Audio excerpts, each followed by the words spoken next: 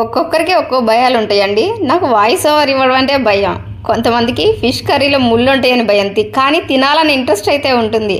అలాంటి వారి కోసం ఇలా ట్రై చేయండి. ఈ కర్రీని ఈ ఫిష్తో చాలా బాగుంటుంది. ఇది చందువా ఫిష్.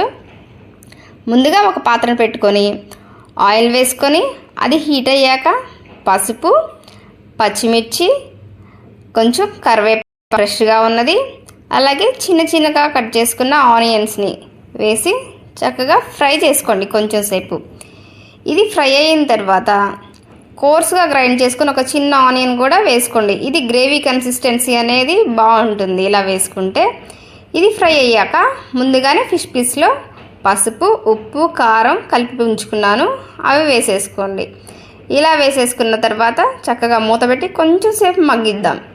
ఈ మగ్గుతూ ఉండేలోపు మనం పక్కన చింతపండు నేను ముందుగానే నానబెట్టి ఉంచాను, దానిలో ఒక టొమాటో కూడా వేసాను.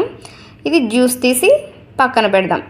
మళ్ళీ ఈ ఫిష్ పీసెస్ని ఇలా మధ్య మధ్యలో నేను చూపించిన విధంగా క్లాత్తో పట్టుకొని తిప్పుతూ కొంచెం ఫ్రై అయ్యాక ఈ పక్కన పెట్టుకున్న జ్యూస్ని ఈ ఫిష్ పీసెస్లో వేసేసుకొని ఇవి అంతా చేప ముక్కలకు పట్టేలాగా ఒక 10 నిమిషాలు ఉడికించుకుందాం.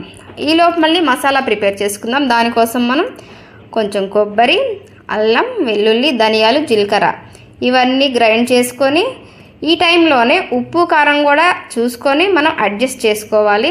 అలాగే మసాలా పేస్ట్ని కొంచెం కొత్తిమీరని కూడా వేసుకొని ఒక 10 నిమిషాలు మూత పెట్టుకొని చక్కగా ఉడికించుకున్నాం అనుకోండి. ఇదిగోండి, ఈ విధంగా కర్రీ రెడీ అవుతుంది. అంతే అండి. వేడి అన్నంలో ఈ కర్రీ వేసుకొని తినండి. కర్రీ వద్దన్న వాళ్ళు కూడా చాలా తినేస్తారు, హ్యాపీగా కడుపు నిండా తింటారు.